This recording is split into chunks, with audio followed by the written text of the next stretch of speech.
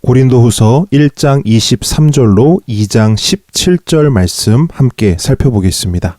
오늘 본문은 고린도를 방문하지 않은 구체적인 이유와 순전한 말씀 사역에 대해 말씀합니다. 23절로 24절입니다. 바울은 고린도를 방문하지 않은 구체적인 이유를 설명하는데 그 핵심 이유는 단 하나, 성도들을 아꼈기 때문입니다. 바울은 그들의 믿음을 주관하는 자가 되고 싶지 않았습니다. 오히려 그들이 기쁨을 만들어가는 데 있어서 함께하는 자가 되고 싶었을 뿐입니다. 물론 교회의 잘못된 부분은 고쳐야 하고 돌이키게 해야 하는 것은 맞지만 마치 어린아이를 대하듯 일방적으로 끌고 가고 싶지는 않았던 것입니다. 그래서 바울은 그들의 믿음 있음을 인정하고 그들 스스로 하나님 앞에서 씨름하여 다시금 기쁨을 회복하게 하는 방법을 선택한 것입니다. 2장 1절로 4절입니다.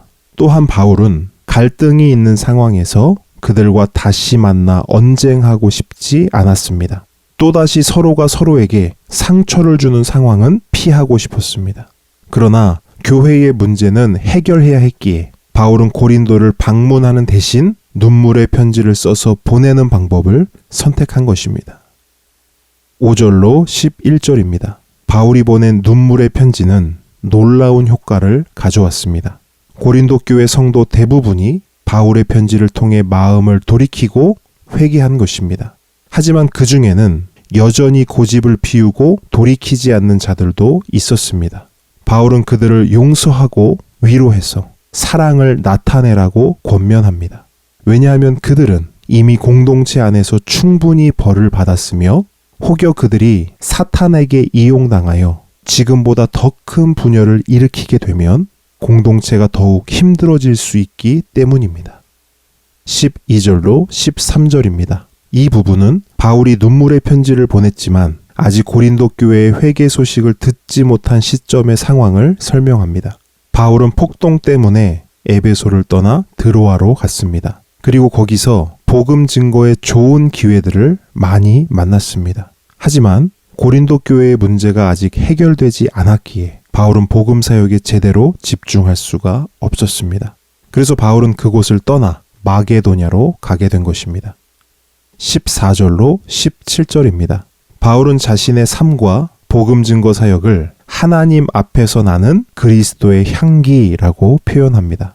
예수 그리스도를 전하고 예수 그리스도의 삶의 방식을 따라 살아가기에 그분의 향기가 난다는 것입니다.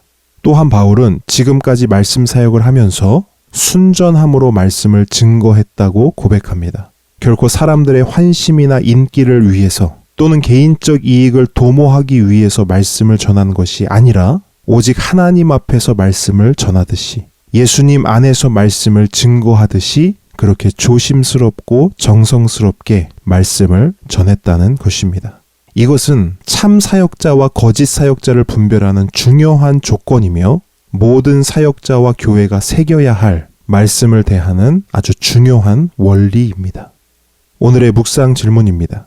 우리의 인생에는 가져야 할 것보다 지켜야 할 것이 더 많습니다.